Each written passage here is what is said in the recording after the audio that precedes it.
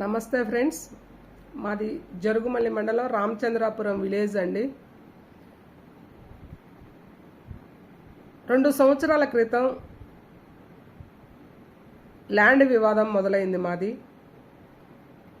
మా ల్యాండ్లో ఉన్న కొంతమంది దుర్బుద్ధితోటి అక్రమంగా అన్యాయంగా ల్యాండ్ కాజేయాలని దొంగ పేపర్లు పుట్టించి వివాదాన్ని స్టార్ట్ చేశారు రెంట్ కట్టుకోకుండా.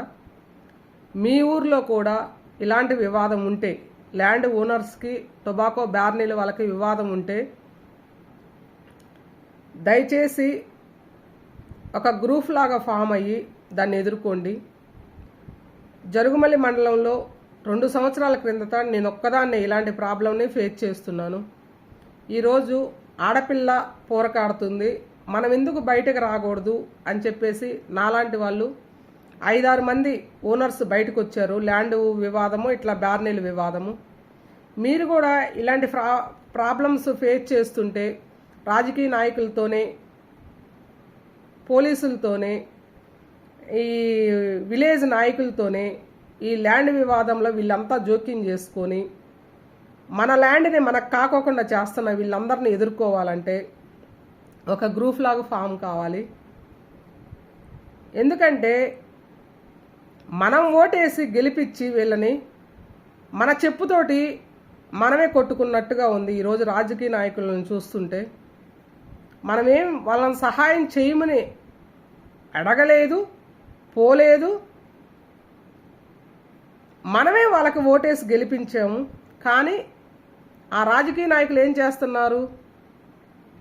నమ్మకంగా ఓటేసినోడిని చెప్పు తీసుకొని కొట్టినట్టుగా సమాధానం చెప్తూ దొంగలకి, దోపిడీదారులకి, అక్రమంగా అన్యాయంగా కబ్జాలు చేసిన వాళ్ళకి సపోర్ట్ చేస్తున్నారు.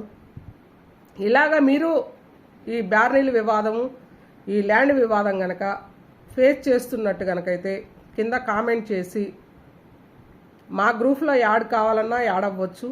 లేదా మీరు సపరేట్గా ఒక గ్రూప్ను తయారు చేసుకొని గైడ్ లైన్ ప్రకారం చేయకుండా టొబాకో బోర్డు అక్రమంగా అన్యాయంగా రెన్యువల్స్ చేస్తుంది.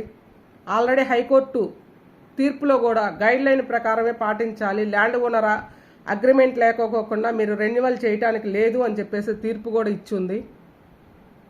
మా పేజీని ఫాలో అయితే వాళ్ళు ఇచ్చిన తీర్పును కూడా మేము పెడతాము, ఒకసారి చెక్ చేసుకోవచ్చు.